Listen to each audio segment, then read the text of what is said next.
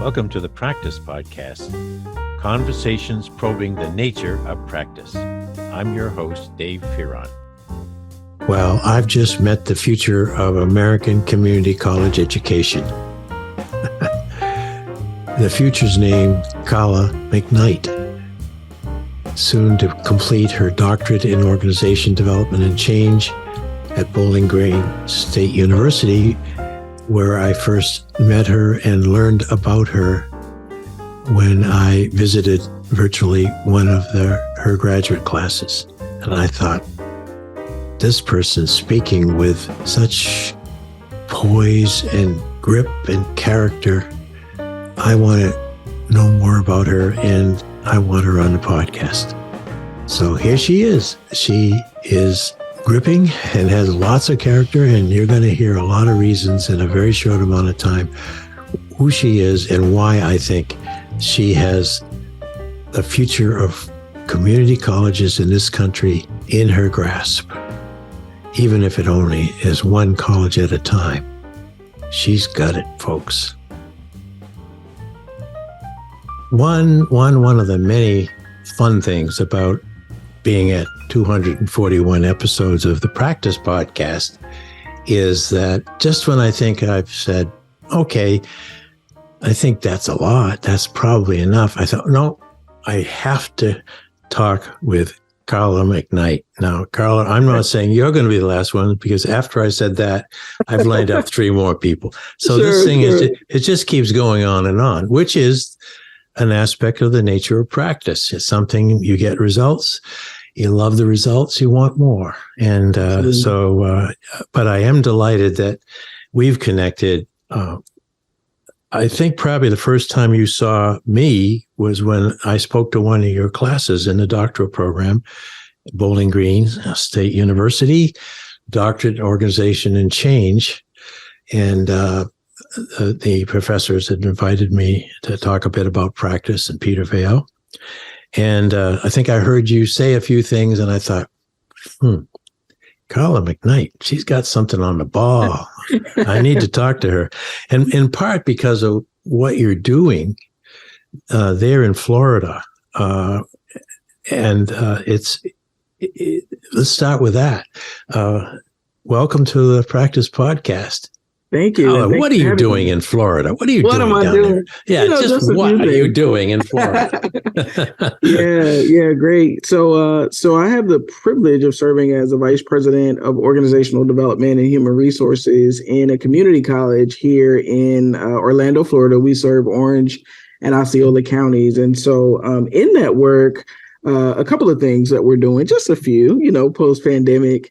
But a lot of it is really trying to figure out where we are and where we're headed amid all of the change that is occurring in the world. And so although when I first applied for the DODC program, I did not know I would be in this role, certainly so much of what I do on a daily basis is about wide-scale systems change and how do we get higher education, who isn't necessarily notoriously known for being quick at change and good at change. That's kind of true. I've been in the field for 60 years, so I agree. Yeah. Absolutely. But now change is inevitable now. Absolutely. And I will interrupt one more point, though. One of the reasons that I've always had a fondness for the community college or community junior college movement is that it is predicated on change. In other words, if it's usually named for its county or its town, and as that community and town changes, so are the learning requirements, some technical, certainly, but always about how can we keep people who, when they finish high school, keep them on a learning path for our town. And access is a very big thing, always has been. And so when I saw that you were working in Florida community colleges, we used to look, when we were developing one up here in Connecticut, we'd look to Florida, not Miami-Dade, and some of the, because Florida really put out some of the first real comprehensive community colleges.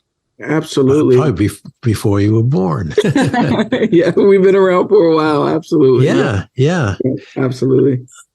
And the beauty about it is really, I think, and I am a proud product of a community college. So I enrolled as an 18-year-old. I transferred to the university from there. Was really it's meeting the student where they are, which is something that is so important to me. As a matter of fact, you mentioned access. That is one of our goals as an organization, is to provide as many pathways as possible to as many people as possible that are looking for change on a personal level. I want to be tomorrow different than I am today.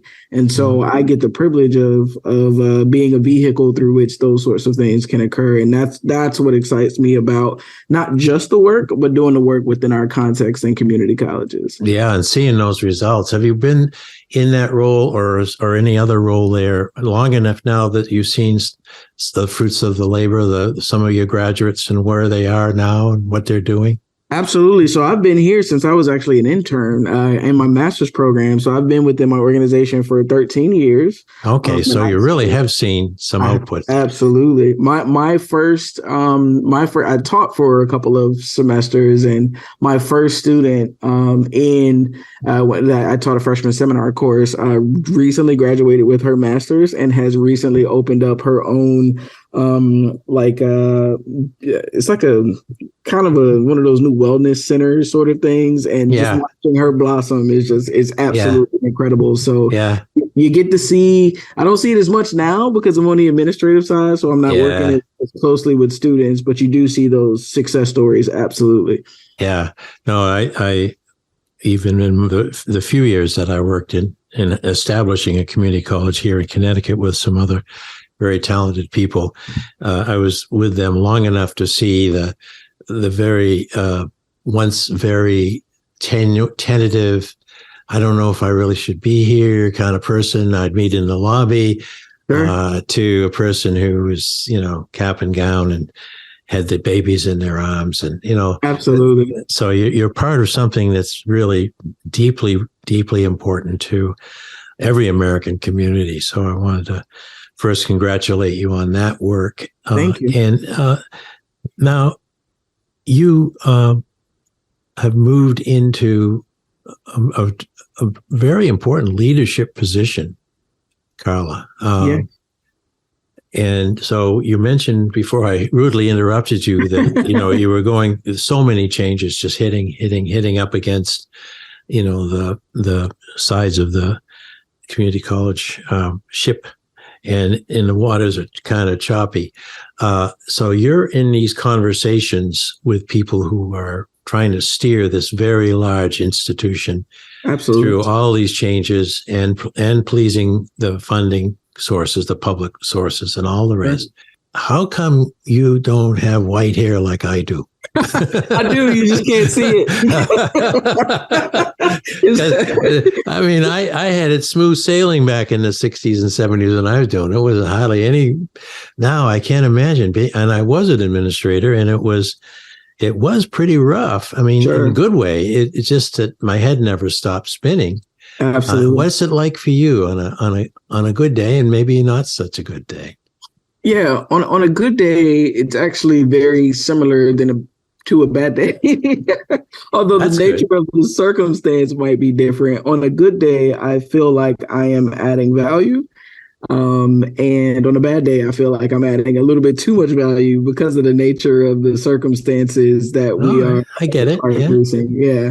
So I say, so in addition to just change that's happening in higher education in total, we also have an incredible new president who is in her second year. June was the 2-year anniversary of her joining. And so we have, under her leadership, she had new ideas about the structure of our organization in total. And that brings to us quite a few leadership changes. And so some of my best moments are actually being in the rooms with our faculty, staff, administrators, thinking about new and innovative ways to impact change in the lives of students. One thing that you mentioned certainly about the community college system is that focus on student that I thoroughly appreciate. And so regardless of how stressful it is, the context, the changing nature of it is to be an equal party at the table, right? Although I am representing organizational development, change, human resources, we are all a group of people who are focused on our students. And that in and of itself is kind of what drives me. There are days where I am in high demand, and those are the hardest days because because of there is a certain, case or something that has kind of gotten a lot of attention, or there is quite a bit of shift. With so much change comes different expectations, different ideas, different outcomes. And so internally and externally, we get called upon a lot to support those. But I'm fortunate enough to be surrounded by a team who not only prepares me to be in those conversations, but to be great thought partners, because we all need them on those difficult days. Yeah, I can picture faculty life. It wasn't that long ago that I retired. And I can see how faculty tend to be focused on their discipline. And so they kind of move at the pace of their discipline, whether it's sociology or history or whatever. And you want, from an organizational behavior standpoint, you want faculty to stay with you long enough so that they feel that they have the freedom to do what they need to do, and so that they get the pleasure of having a student come back like you did 5-10 years later. Sure. So you want the continuity. And so I can see why faculty members hold very tightly to what keeps them on the beam. Absolutely. And yet, if you change departments, if you change divisions, if you change whatever we call the structure these days, they're in a system. So they feel that possible disruption. Overall, with the new president with new ideas, I mean, from the faculty perspective, the average faculty person in your very large system, how are they doing? It varies based on the discipline, on the individual. And I say that to some extent because there's quite a bit of attention on some disciplines more than others. Oh, yeah. And that may be from a funding perspective, that may be a positive, right? So there's a lot of focus on our workforce education programs. And that comes with it a lot of times funding, but also a lot of new expectations. And so there are those components. And then the shift in higher education is such that students are telling us with their feet where they want to be. And so that true. In and of itself creates a different ideas for faculty about, I must do something different, either in my instructional strategies. And so, as is the case with any sort of change effort, you have people that are on varying perspectives of that curve. Some embrace that transition to, at one point, we went primarily remote, except for those programs. That are hands-on programs, and that was a huge shift for a lot of people. And I can't imagine that. Absolutely. Well, I can imagine. I've heard a lot about it, but I can't imagine for you, because that was going on at the same time you were starting into your next degree, into the doctoral programs. Absolutely, yeah. So that transition was pretty intense, and then some got accustomed to it, and now some students are showing up with their feet, right? Like with their feet saying, we want to be back on campus. So it's, back to another transition. So I would say it runs the gamut. Some people are excited, happy, embracing the change and innovation. Some are reluctantly embracing some of it, and some candidly are a little worried about the future of higher education, the future of their roles in total. Yeah, that's very fair, and it would not sound right if you said everyone was just hunky dory, because I'm looking at the national situation in higher ed. I still read the Chronicle, pretty much every day, and the trend in recent chronicles, as well as in professional society meetings that I've gone to last summer, it is about really SEA change level of the faculty future in higher education, from the most elite private to, the most open public.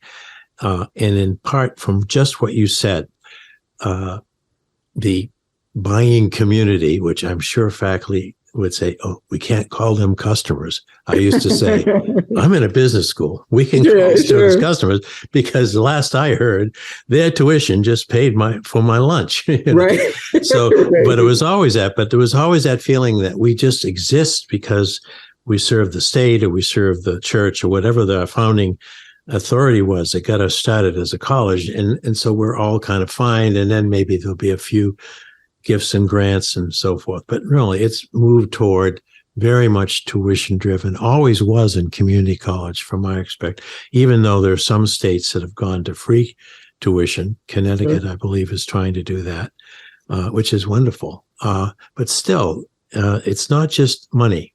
It's presence. It's time. If we can't do, you and I, as fellow educators, cannot do our job if we don't have what we used to call attendance. But if you think about it, attend to.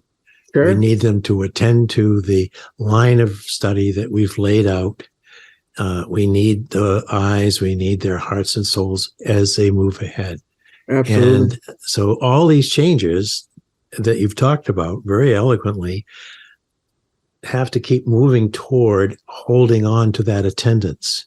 Sure. Earning the even the excitement of students about coming back next week to see what the lesson's going to be next week. Absolutely, that kind of thing. Absolutely. Yeah. And I think overall, our faculty, we have a great group of faculty, just like most colleges and universities do. It's understanding the need, I think, is the challenge for some. But even once they do, it's what does that mean for me? Sure. And how does that translate into my classroom, into my engagement, in terms of my expectations, and ensuring that this conversation about access isn't conflated with a conversation about rigor. Because depending on the nature of the discipline, there is this belief, maybe this belief, and again, I'm not speaking of just our faculty in total, but that one may impact the other, that to be mindful of what our students experience and to be mindful of engagement and to be mindful of our learning outcomes may impact rigor itself. And I'm super happy to know that within my organization, at least, we've said that they are not mutually exclusive. Like no, not at all. Must maintain rigor and also be really intentional about student success in different ways. And so that is one thing that it's tough, but we are navigating that terrain as well. Yeah, well, I think rigor is a service to the future of those students. Absolutely. I've had those conversations over the years. Why do you ask me to read so much, Professor Fearon? Why do I have to write so much? Why do I? And I said, well, it's because I'm really mean and I don't like it. No, I didn't. No, I'd say, look, I have one part of my brain in the real world. I do some consulting and I do some research out there, and I can tell you that anything that I've asked you to do in this course, sophomore course in organization and management, is just the simplest, easiest thing compared to the day that you start a job at Travelers Insurance or down at Stanley Works or wherever you're going to go. Absolutely. And you hit the ground running. Absolutely. You don't get a honeymoon. People don't come up and, is there anything I can teach? No. You got to go in there hungry for learning, figuring it out. But you must be able to read whatever there's in front of you on the screen. You read it well and understand it. You have to do a lot of writing. So now it's going to be more typing than whatever. But the point is it translates. And rigor. Now imagine if you let rigor go out of your nursing program. Absolutely. No, don't bring that nurse. Exactly. Right. Don't bring that nurse into my bedside. Yeah. Absolutely. So rigor is important, and you get it. And I think that's pretty wonderful. We're talking shop, but I really want to know more now about you. When you started at that community college, what did you do before that? Before you were very early in your career, let's ask it this way: that gave you that bug for wanting to be associated with education and learning. Sure. What do you think kicked that off in your life? Absolutely, my father. So my dad is a brilliant man, and education just was not the space for him. When he graduated from high school, he was more focused on, he and my mom got married young, and then they had my brother and I. And he was working in sales back in the day where it was commission based, and he had with the combination of his intellect and his gift of gab, he was able to. I mean, he could sell you the shirt off his back, right? Like that was that was his thing. He may had to. I mean, you guys like exactly. But it was also very physically demanding and demanding in time, because the more you worked, the more certainly you got paid, and so all was fine and good until he got in a really bad car accident. He was hit head on. So he was coming home late from work one night, and someone ran a red light. And the only reason he survived is because he had a old school Ford Bronco, and it totaled the car, but he was okay, but not okay enough to lift and move refrigerators. Not okay enough to, stand on his feet for 12, 13-hour days during the holidays. And so he, with the encouragement of my mother, decided to enroll in a community college because, he no longer had the option to do that work. And he only at the time had a high school diploma. And so he went back as an adult learner. And because my mother was the one working full time, I spent a lot of my time on a college campus and on a community college, the very community college that I actually graduated from. And I just fell in love with the culture. I fell in love with the energy. It always just felt like the air blew differently on a college. I get it. Everyone's going somewhere like they know where they're going. Absolutely. Yeah. And I just felt growth and change when I was present there. But then I also saw it reflected in my life, because I went from, although he was a very highly engaged father, he was at work all the time, right? So I knew I had his attention on Wednesdays.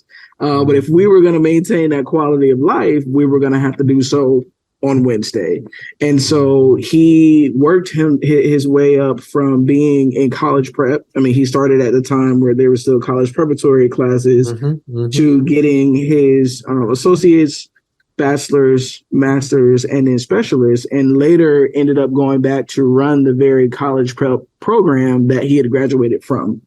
And Carla, that's an amazing story. Amazing, right? And so I said, if I'm going to do anything with my life, I think I want to create new tomorrows or help that. That's it. For other people. Yeah. So that's my origin story. Yeah, so that's a wonderful story. And so when you started choosing your course of study, what sort of courses did you take that gets you all? So I started in business because I knew I'm coming from a family of entrepreneurs or people that were salespeople. And so I thought that would be the route. And as I was in the community college, I started working as a student ambassador. And I said, wait, this is a job? Like, I can actually do this for a living, and there really isn't an undergraduate program in higher education. And so when I transferred to the University of Central Florida, I stuck with the business because I'd already done the prerequisites in the community college. Sure. But I continued working in the university. I worked in conduct. I worked in housing. I mean, I worked in a variety of positions at the university. So when I graduated, I said, why would I go into the business world, where the environment does not give me the same air, when I can transition into the higher education space? And so I got a master's degree in higher education and policy studies. And so that was kind of where I thought I was headed, which is what landed me to the community college that I work now. I did an internship there. to just see, like, I experienced it as a student. But Yeah, the theory is great, but what's the practice? Even though you've seen a lot of practice, you hadn't been a practitioner of the sort that you would when you did that internship. That must have been very valuable. Now, as you move in now, and you've got your master's, congratulations, and you're finding your way through this very. I picture 10,000 octopi, all holding tentacles, and yeah, for sure. And all moving and wiggling. Absolutely. But octopuses are pretty darn intelligent, from what I've been seeing on Nova. Sure. So, but you're in that kind of environment now. What gave you the itch to want to go on and move into the HR and then the OD side of things? Because obviously they're simpatico. It was actually survival, believe it or not. So I had zero interest in HR and OD. I mean, I was a faculty member. I taught in a freshman seminar course, but I was in a relationship at the time where both of us were on. It wasn't a grant, but it was a part of the quality enhancement plan. And so there only was a short period of time. Yeah, soft money, we called it. Exactly, whether or not it would be sustained. And so although I really loved the work, I got a random phone call one day from the then vice president of human resources, organizational development and human resources. And she was like, essentially, would you like to come be a director of ODHR? And I looked at the phone a couple of times, like, does she know she's calling? I love that. Look at caller ID. Yeah, exactly. Like, and so Tony, is that you faking it? Because this is a prank.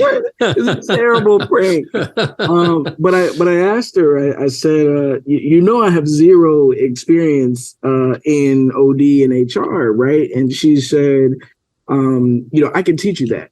Everything else that you need, you already have in you. That really, I thought about it for a while and said, although this is the combination of wanting to do something new and also let me just make sure that I can, you know, survive with two incomes coming out of the same budget. I would give it a shot. And I fell in love. I fell in love with particularly the OD side of things, because it kind of brought those two very distinct areas of my life together. It had the business components with the people components and the context of higher education with also the leadership stuff. And so it wasn't really intentional, I would say, or by my own design, someone's perhaps, but it was the perfect blend of what I feel like I can contribute to. And so that was how, and then from there, I just said, let me dig in deep. I opened up a new campus and fell in love with the talent process specifically, and from the development. Help bring in a whole faculty and staff. Yes, absolutely. From the ground up. That's really, that's a life remembering kind of thing. You can drive by that institution, say. And I do it often. That's my campus. Yeah. My footprint. A lot of pride there. Yeah. Absolutely. But you've achieved that kind of internal recognition and status. Why bother all the trouble of a doctorate? Yeah. You know, I'm making a face, folks. You can't see that on the podcast because I'm teasing. I know the answer to this question, but I want to hear it from Carla McKnight. Well, part of it was wanting to learn more. Because I fell into the practice before I understood the scholarship. And so I was just testing out things and reading things and doing things based on a combination of intuition and experience and a little bit of research. And so part of me as the learner said, you know what, like I want to make sure that if I am given this mantle, so to speak, that I am doing it justice, that I'm doing this institution who I have given, but they have also given me so much justice of doing it well, because there is a science and an art to this. Yes, and so let me see what I can learn. So that was a huge piece of it. And then another just very practical part of it is I don't ever like someone to tell me no based on something I don't have. And so I wasn't quite sure where I wanted to go next, but within the academy, within higher education, certainly a doctoral degree is important. It is important. And once you have one, they can't tell you no about that. They can tell you no about other things, but you're absolutely right. It is the coin of the realm. But you're in Florida. There probably were doctoral programs in Florida. Sure. But you're involved in a program in Ohio. Yeah, I am. Hey, that's not in Florida. I don't know if you know. It's not You're Floridians. You think the whole world is Florida. Yeah, exactly. But I was looking for the right one. There you go. The one that would not only understand and accommodate practice, but would appreciate it. Mm-hmm. And I was looking for one that would give me the opportunity to experience some things that I didn't as an undergrad, which was a sense of very deep community and a cohort base. When I proceeded throughout my career or my education, I didn't think of studying abroad. It wasn't a part of my worldview. But then as I continued working, I understood the importance of it, studying abroad. And I was like, if I'm going to do a degree that will be my terminal degree, I want to spend some time in another country learning about the ways in which other people engage. And that was a very unique feature of this program that has a study abroad component, a course that is involved in another area. So that was another draw too. Mm-hmm.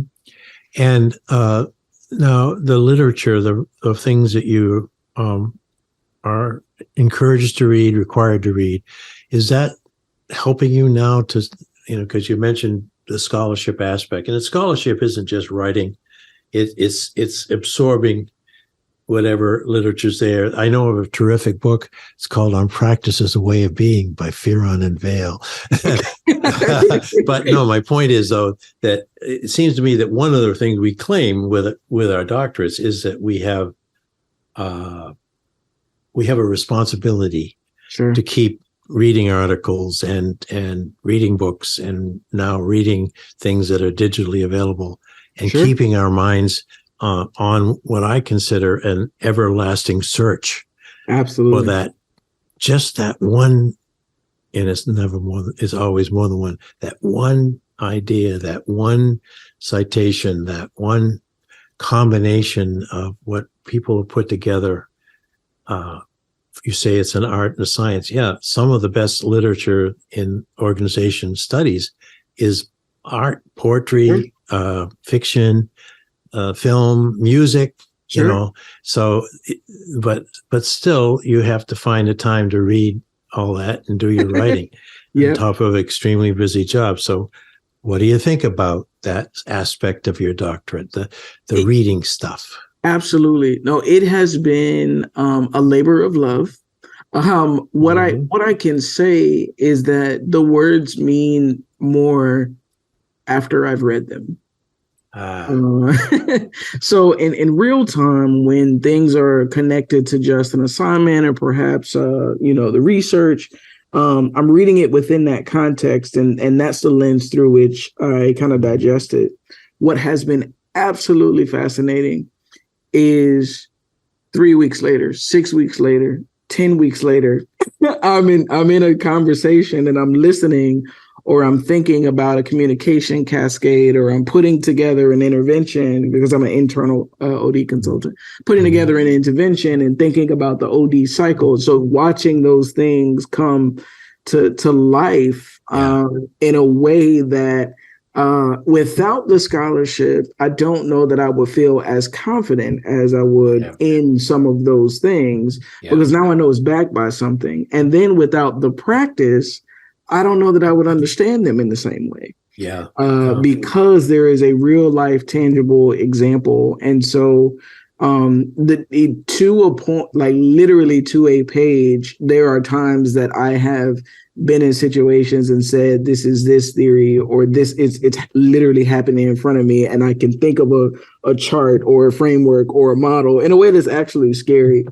So that's a part of it. And then Dave Jamison's work on use of self fundamentally changed how I view myself in this role and my ability, and the reason why, right? Not having an HR background, not having an OD background, not knowing the difference between payroll and compensation less than 10 years ago, it brings with it questions about, how can I lead this machine in this time, and understanding that what I bring to the table is more than technical expertise. It's that ability to engage is one that's I think perhaps, it remains to be seen, but the greatest gift that this program has given me is the exposure to that content and being in his class that changed the way I view myself in the future.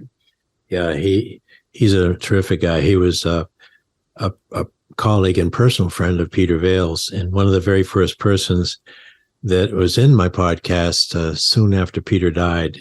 Peter had wanted me to reach out to David, and I can't give credit to her name but his co-author wrote a terrific paper about Peter. And so when you mention David, anytime I see him, of course, I have tremendous respect. But I love that idea of use of self. What folks who are listening here, basically, I'm going to do it credit, but if you are going to have a formal role as an organization development consultant, that's sort of where it kind of starts off, then what you have to offer is your presence, is your attention. And once you're in the living system called an organization, in the moment that you've arrived, you start researching and thinking about what you can do to help these people. And so you don't come in with a tool bag per se or anything else. You are first and foremost a fellow human being, but you should be kind of a special human being, wouldn't you say? It's quite an obligation. Absolutely. Yeah. Now, my point of view is you are that way, use of self in any role you undertake.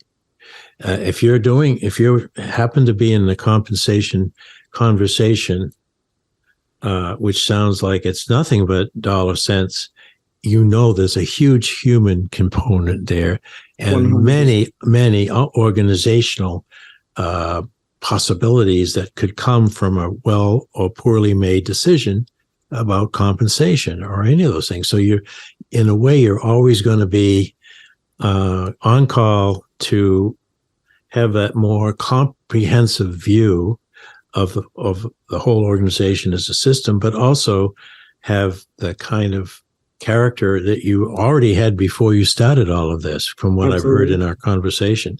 But but you've honed your character. You've realized that that's what matters overall. When we had the last Bill Brendel put together a study with Ed Schein a couple of months ago, and I was fortunate to have been part of that as a learner. And in the next morning after that Zoom session, Ed Schein passed away suddenly at 94. But right up to that last moment, he was more or less talking about the importance of character. Absolutely. Not just the consultant, but the people you counted on.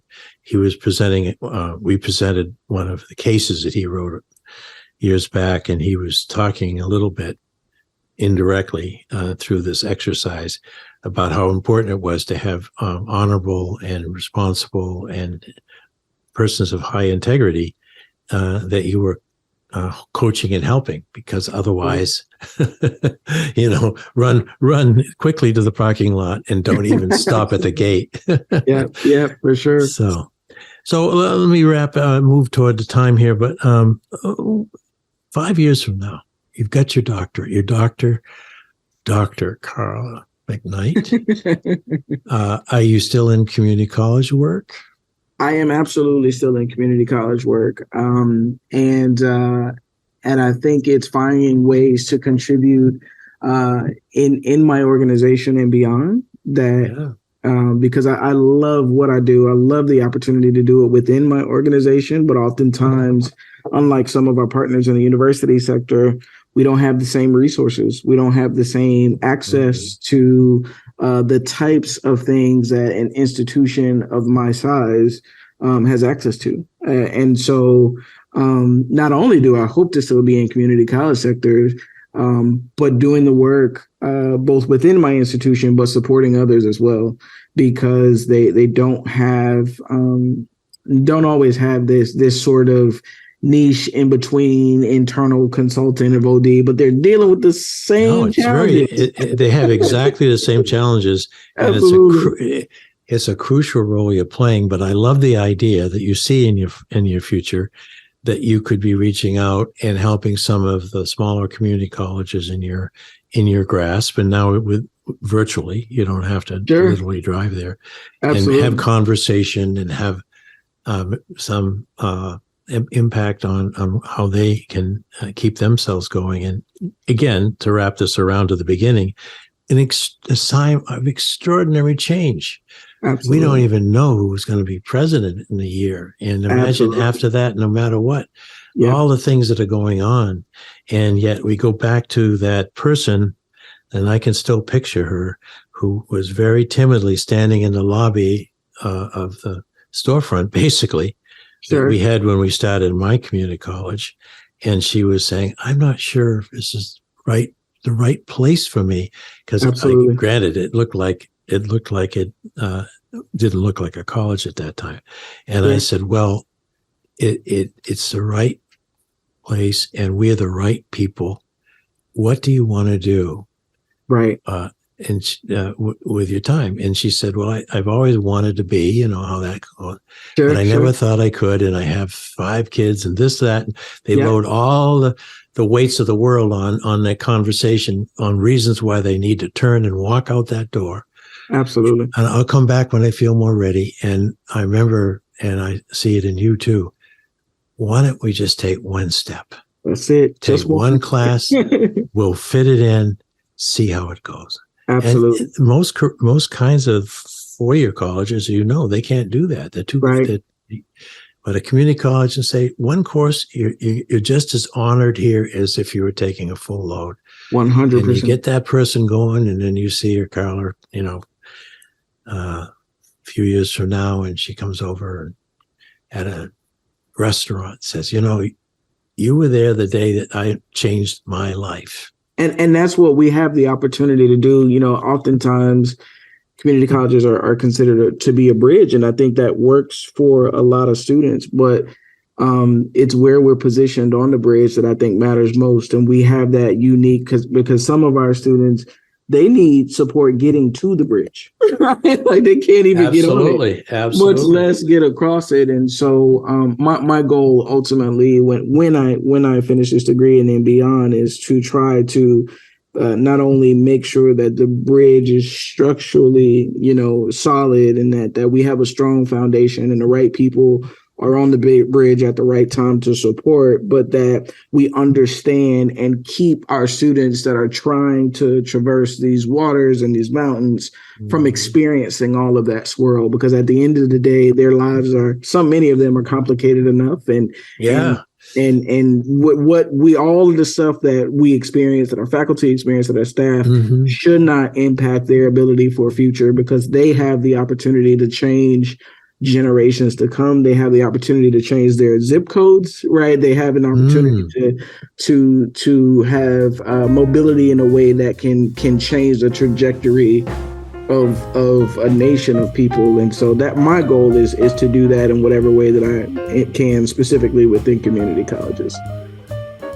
It's going to happen, and you've made me want to start all over again and go back to community college work, because it really is the place where you get to see all the things you just described and more. Absolutely. And also, now I can say that it probably, if there's people there in your college who are as wonderful as you, Carla, it is the place to go visit. Now, give us the name of your college. Yes, so Valencia College in Orange and Osceola counties in Central Florida. Okay, so you go say, Carla McKnight sent me, and then you're buying the coffee. Absolutely, 100%. Because of my tens of thousands of listeners now, you may never have a free moment, because everyone's going to want to come and see you at Valencia. Absolutely. Carla McKnight, thank you so much. And I look forward to the day I can see your graduation happening on Zoom. Thank you. Absolutely. Hopefully August, knock on wood, we're on a path. So I appreciate it. August is almost tomorrow. I mean, It is, right? It feels like it. You are close. All right, man. Thank you so much. Thank you. Thanks for listening to the Practice Podcast, where we discuss practice with a capital P. If you'd like to hear more, listen in on Spotify, Automatic, and Apple Podcasts, or go to inactionresearch.com/podcast-page. And if you'd like to learn more about social inaction and the nature of practice, head over to inactionresearch.com for more information. Thank you for supporting this show. We look forward to hearing from you soon. Oh, and one more thing. How could I forget? The book on practice as a way of being is available now in digital form, something that would be new, like podcasting to many of us. And it's a great way of learning more and more about what this podcast presented when Peter Vale and I originated it several years ago. So please come to mylibrary.world/practice, and you'll see what I mean. Thank you.